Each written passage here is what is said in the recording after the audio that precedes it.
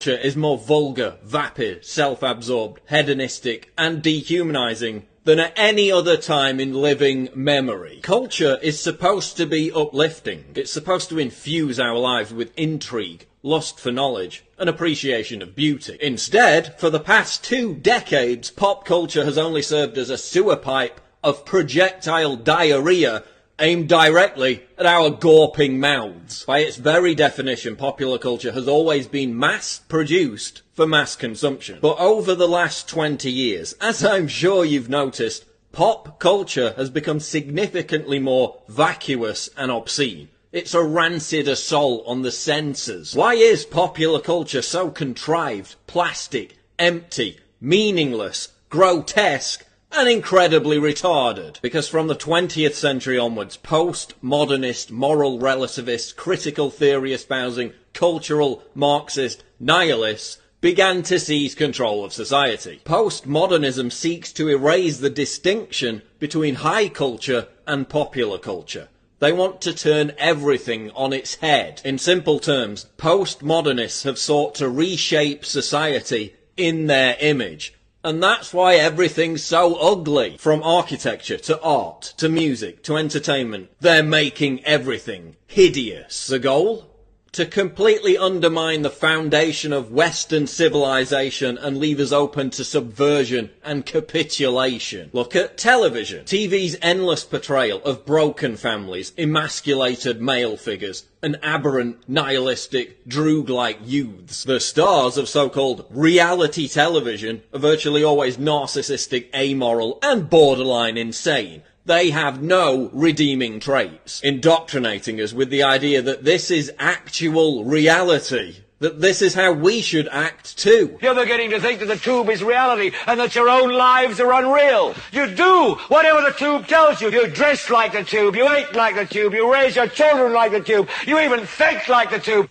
This is mass madness, you maniacs! In the decadent late stages of a society, bizarre behaviour proliferates and is legitimised by the dominant culture. They're fetishising pathology. We're even seeing the mainstreaming of paedophilia by the news and entertainment media. Salon.com giving a platform to a wannabe child molester. Articles that legitimise watching child porn. A new Fox show that shows a transgender 6-year-old wearing a sadomasochistic ball gag. This is all intended to drag us down into the gutter. Once we absorb this kind of degeneracy, our moral filter is irreparably damaged. Studies show that the more TV you watch, the more depressed you are, even for active people who exercise regularly. And is it really any wonder, given the warped and corrosive view of humanity that is perpetuated by television? We are their cattle.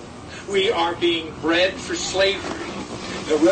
Popular culture is also hypersexualized. It's not prudish to observe that the sexual imagery we're bombarded with by television is infinitely more gratuitous than it was just 25 years ago. Even pornography itself is becoming uglier and nastier. It's documented that this hypersexualization process has normalized cheating and betrayal. It's this, oh, everyone else is doing it, so why not me mentality. Hypersexuality in popular culture leads to ruined relationships and failed marriages. Pop culture is making us miserable and lonely. Look at the cult of celebrity. Being famous used to require having actual talent, even as recently as 20 years ago. Now, the measure of fame a celebrity achieves is directly proportionate with the volume of tasteless debauchery that they inflict on the world. Vulgarity has replaced talent. The more vulgar and ostentatious, the better. Thanks to social media, young people have been indoctrinated into this idea that narcissism, not fulfillment, not meaning, not authenticity, but narcissism is the ultimate measure of satisfaction and importance. Celebrity is just a reflection of that. So what do we look for in our celebrities? Talent? Meaning? Authenticity? No. We look for narcissism. When 16-year-olds were asked in a survey, what would you like to do for your career? 54% answered, become a celebrity. Yet nearly 70% of them had no idea whatsoever how they would achieve this. It's no surprise that since the explosion of celebrity-led narcissism, Young people are more depressed than ever. Suicides amongst those aged 10 to 24 are up every year since 2010. Why are you all so unhappy? Because you're aspiring to something completely vacuous and unobtainable for the vast majority of people. Popular culture is making us miserable. Celebrities are now more revered than religious icons. This is why people suddenly turn into gushing morons whenever a celebrity dies. Rendered blubbering idiots over somebody they never knew and never even met. In many cases, someone they weren't even interested in until they died. It's like North Korean competitive crying every other week. And look at celebrities who wake up from their coma and use their platform to bite the hand that feeds them by questioning what they're a part of. I've got one that can see. When Kanye went off script and started decrying the popular culture he once served, they put him in a psych ward. Because y'all been lied to and can't play what they want to play because they've been paid to play that bullshit over and over and over. Look at how the custodians of pop culture treat celebrities who think for themselves or who challenge the status quo. They're immediately dispensed with because the entire scam is dependent on a complete lack of diversity, a vicious intolerance of anything that's truly original or unpredictable. That's why popular culture is so sterile. And you know, it's ironic that one of the most popular talent shows is called The X Factor, given that the introduction of actual X factors, i.e. unknown quantities, into the system would cause it to collapse. Look at popular music. The same handful of people writing and producing songs for the same handful of popular artists. Why do you think everything sounds the same? The same procession of electronic beats, repeated hooks and verbal diarrhea that passes for popular music now. Music is less diverse and the lyrics are more dumbed down than ever before. Man, rap today fucking sucks bad. They're not even saying words anymore. They just got a hard-ass fucking beat to trick dumbasses like you to make you think you like the shit. We've hit a brick wall.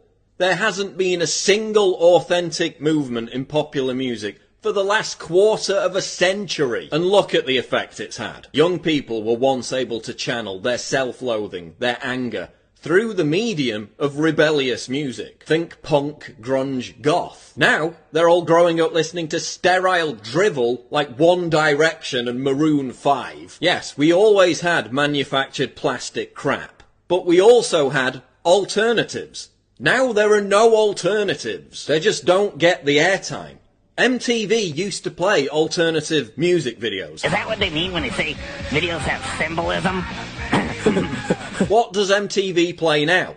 16 and pregnant musicians with actual talent and authenticity, because they still exist, are prevented from challenging this sterile status quo, while talentless button-pushing, noise-vomiting DJs are deified. Millennials have been stripped of the ability to diffuse their adolescent rage and alienation into music or subculture. So they turn to the mental ghetto of identity politics instead. And that hasn't gone so well. What has my generation contributed to advance popular culture over the last 30 years? Humiliatingly little. Seriously, what have we contributed? Can you name anything positive? Gangster rap? A movement that encouraged millions upon millions of young people to aspire to act like degenerate criminal thugs. Yeah, that worked out great, didn't it? But then look at someone like Hopsin. Here's a guy who raps about how retarded and destructive Gangster Chic is. A guy who tells young people to get off drugs and live clean. What happens to musicians like Hopsin? Yeah, some of them get signed to big labels, but then they get parked for 3 years, or their albums are deliberately given no promotion. They're never allowed to obtain superstar status. How does rap music go from really good to so dry?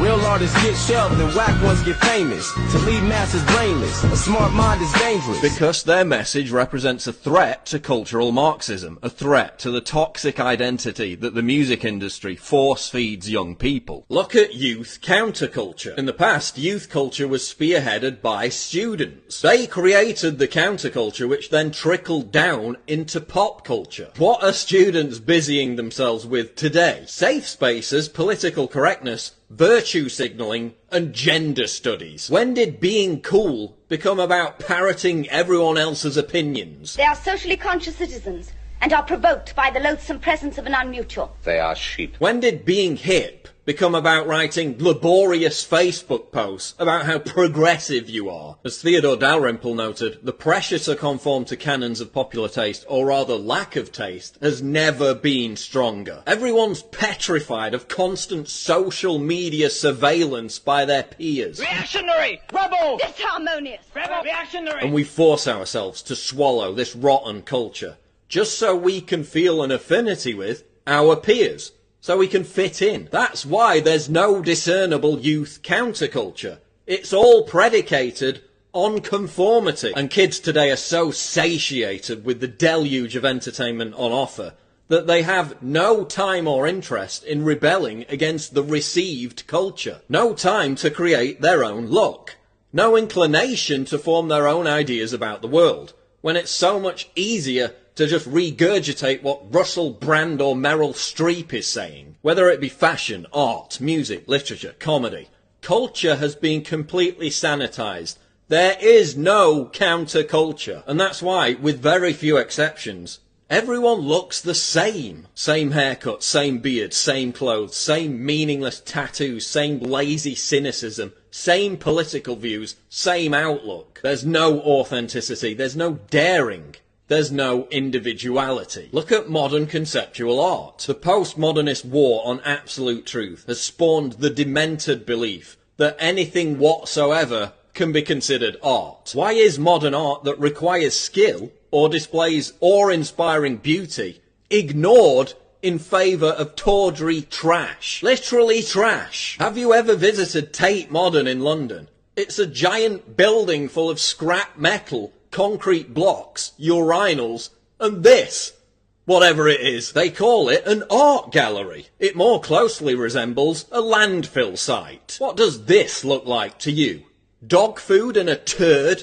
No, it's conceptual art. The postmodernists decree that literally everything has to be part of a social justice movement has also inspired feminists to offer up their bodily functions as art. A giant ass was nominated for the Turner Prize. I mean, forget full retard. We've gone full idiocracy. So we're told to genuflect over the deeper meaning of a 6-foot butt crack, while actual works of art are being renamed because the original title might be offensive. Look at modern theatre. We went from Shakespeare and Oscar Wilde to this.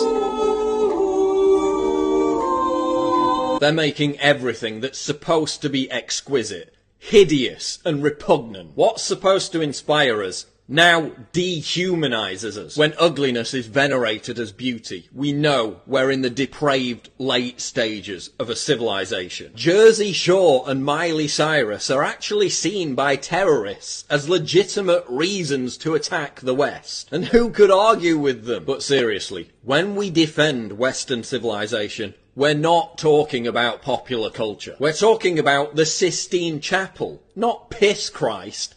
We're talking about Beethoven, not Bieber. But we've become bored of what we've inherited. The true meaning behind the rich tapestry of our cultural heritage has been forgotten. Popular culture, as it exists today, actually represents a direct threat to Western civilization, since it provides our enemies with a justifiable reason to destroy us. If we allow this to represent what we stand for, whatever moral superiority our ancestors earned will be eviscerated within a generation. That's why we need to constantly savage this notion that popular culture represents Western civilization.